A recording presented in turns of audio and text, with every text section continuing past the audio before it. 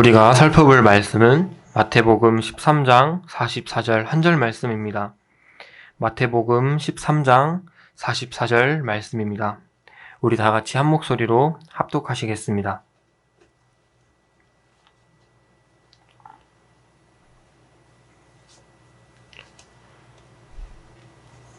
우리 다 찾으신 줄 알고 우리 한 목소리로 44절 다 같이 읽도록 하겠습니다. 시작.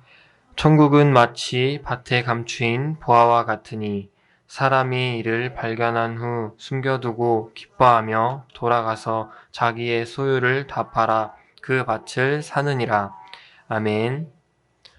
오늘 우리들이 살펴볼 마태복음 13장에 나오는 비유는 예수님의 비유 중 5번째에 속하는 밭에 감추인 비유입니다. 천국에 대해 제일 잘 아시는 분은 과연 누구일까요? 천국에 대해 잘 아시는 분은 바로 예수님입니다.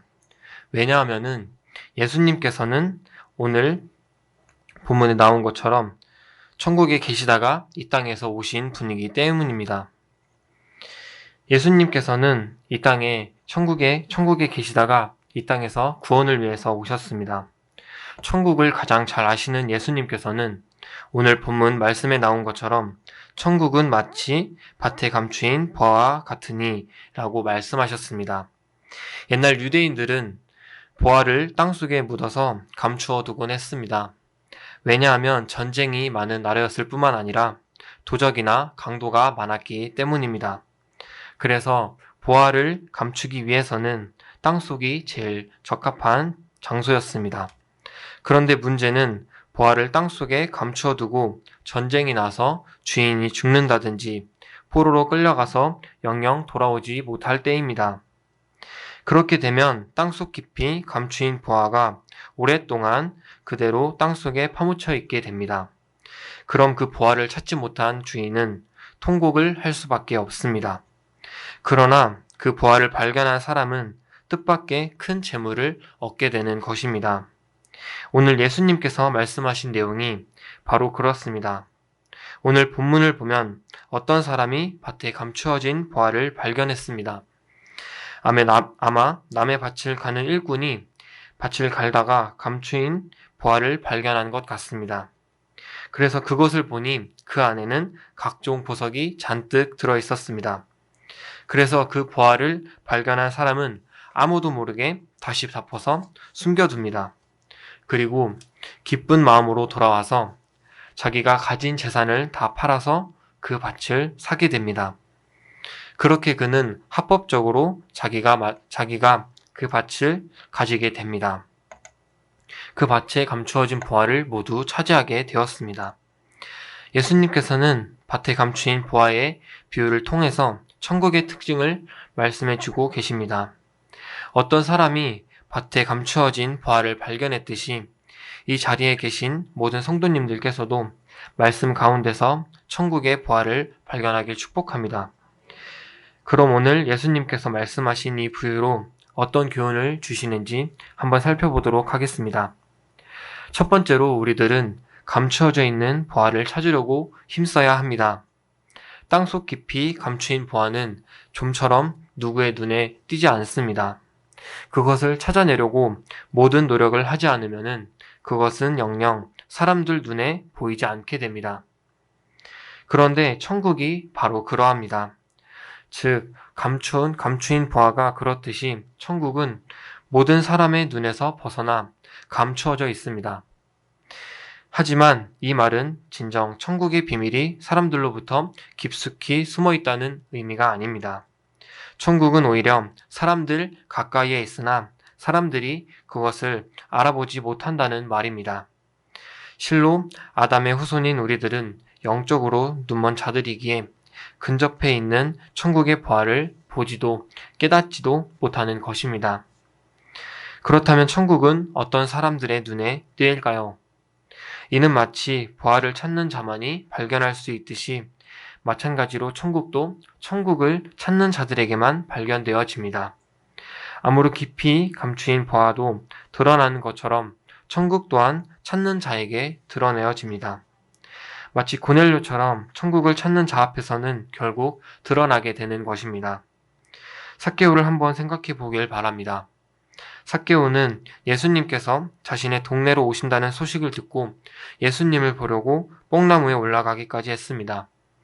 삭개오는 예수님을 보기 위해 키에 대한 수치를 무릅쓰고 열심을 다하였습니다. 삭개오는 예수님을 믿지 않는 사람이었습니다. 그런 삭개오가 예수님을 보기 위해 사람들의 조롱과 의식들을 무시한 것이었습니다. 그렇다면 여러분들은 현재 어떠하신가요?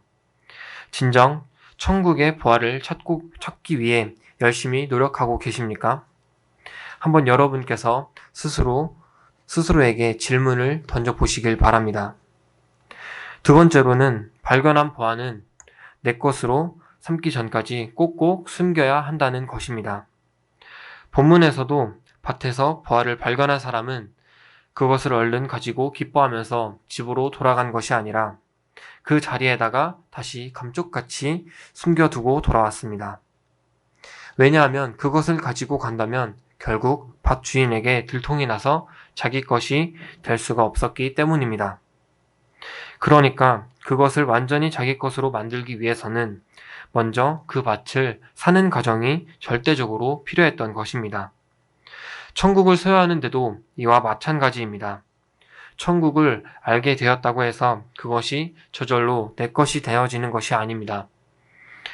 천국을 알게 되었다고 해서 완전히 내 것으로 만드는 과정이 꼭 필요합니다. 그러기에 우리들은 내가 발견한 천국을 섣불리 다루어서는 안 됩니다. 그 전에 우리를 유혹하고 우리의 영혼을 공격하는 사단이 있다는 것을 알아야 합니다. 그러기에 우리 역시 천국을 완전히 내 것으로 만들기까지는 사단에게 빼앗기지 않도록 조심해야 합니다. 우리는 죄인이며 실수덩어리입니다. 자칫하다가는 사단에게 빼앗길 수가 있습니다. 그래서 우리는 항상 조심해야 합니다.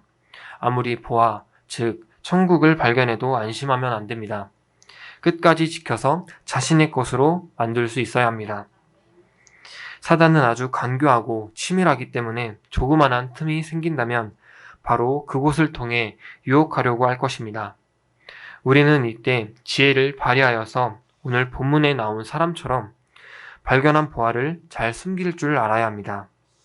그래야 온전하게 천국을 지킬 수 있을 것입니다. 우리 성도님들이 보화를 찾았다면 그 보화를 빼앗기지 않도록 노력하시길 바랍니다. 마지막까지 방심하지 않고 그 보화를 온전하게 사수하시길 바랍니다. 세 번째로는 자기 소유를 팔아 그 보화의 땅을 사들여야 한다는 것입니다.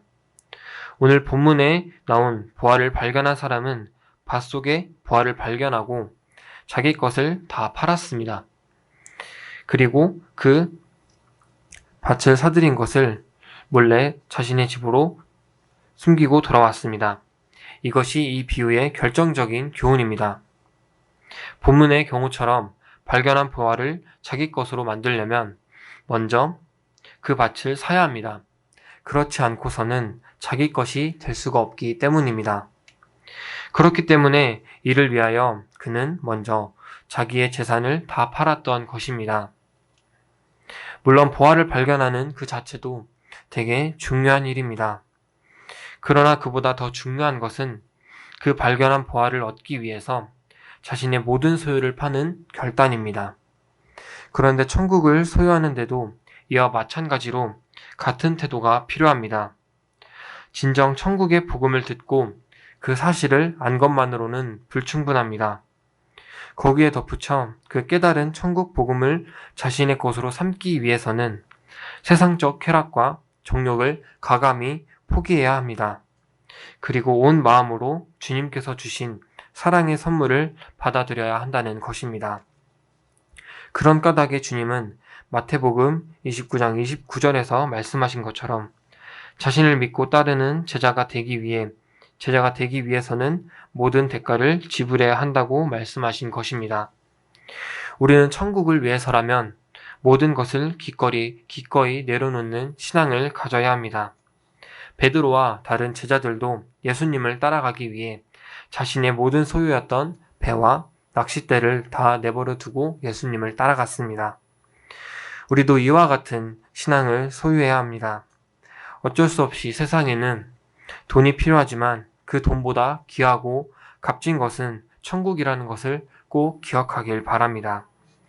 우리 자녀들이 물론 돈이 많은 사람이 되면 좋겠지만 그보다 더 좋은 것은 천국을 찾는 것이라는 것을 자녀들에게 꼭 알려주시길 바랍니다. 여러분, 천국은 실제로 존재합니다. 하지만 천국은 밭에 감추인 보화와 같습니다. 천국은 아무에게나 쉽게 발견되지 않습니다. 믿음의 사람들에게는 천국의 비밀을 아는 것이 허락되었지만 택감받지 않는 사람들에게는 천국의 비밀을 아는 것이 허락되지 않는다고 하셨습니다. 제가 마태복음 13장 10절에서 12절 말씀을 읽어보겠습니다. 제자들이 예수께 나와 이르되 어찌하여 그들에게 비유로 말씀하시나이까?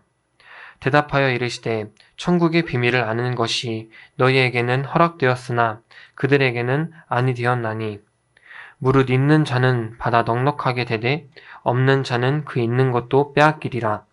아멘. 예수님 당시의 바리새인들은 천국의 비밀을 알지 못했습니다.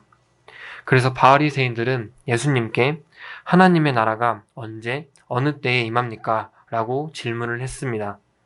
그러자 예수님께서는 바리새인들이 하나님의 나라가 어느 때에 임하나이까 묻거늘 예수께서 대답하여 이르시되 하나님의 나라는 볼 수 있게 임하는 것이 아니오 또 여기 있다 저기 있다고도 못하리니 하나님의 나라는 너희 안에 있느니라 라고 누가복음에 말씀하셨습니다. 예수님이 재림하여 다시 오실 때에는 예수님께서 구름을 타시고 영광 가운데서 오실 것입니다.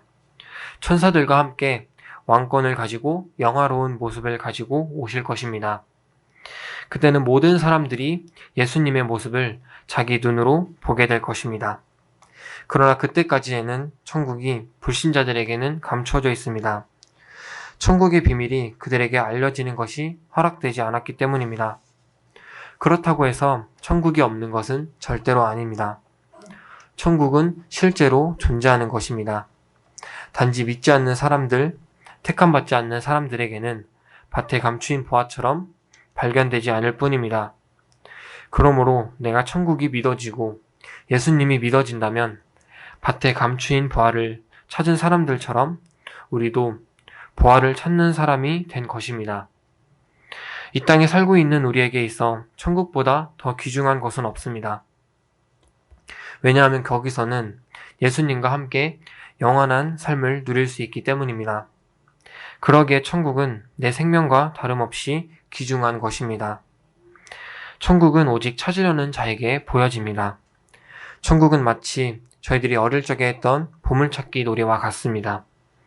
아무에게나 발견되지 않는 보물찾기처럼 천국도 아무에게나 보여지지 않습니다.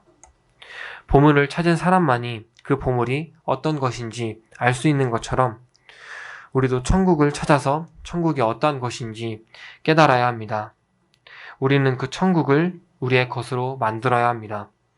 그래서 우리는 천국에 가는 기쁨을 누릴 수 있도록 해야 합니다. 기억하십시오. 천국은 찾는 자의 것입니다. 우리 정결한 교회 모든 성도님들께서는 천국을 얻는 일에 실패하지 않고 천국 찾기에 성공하셔서 끝까지 그 천국을 지키면서 그 천국에 가셔서 예수님과 함께 기쁨을 누리는 사람이 되길 축복합니다.